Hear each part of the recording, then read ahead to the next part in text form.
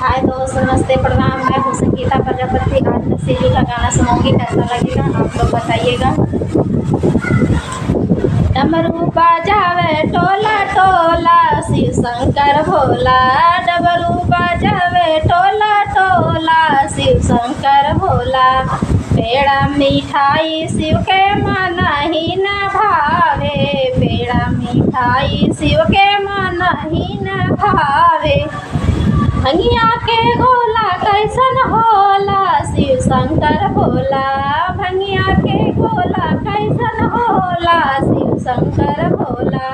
डमरू बजावे टोला टोला, शिव शंकर भोला।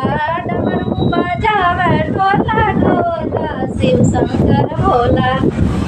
हाथी घोड़ा शिव के मन ही न भावे, हाथी घोड़ा शिव के मन ही न भावे। बसहा बैल कैसन होला, शिव शंकर भोला।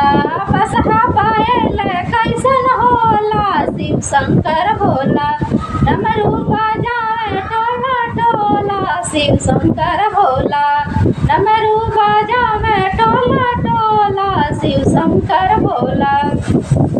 कोठाया टारी भोला के मन ही न भावे, कोठाया टारी भोला के मन ही न भावे। टूटही मड़ैया कैसन होला, शिव शंकर भोला। टूटही मड़ैया कैसन होला, शिव शंकर भोला। डमरू बजावा टोला टोला, शिव शंकर भोला। डमरू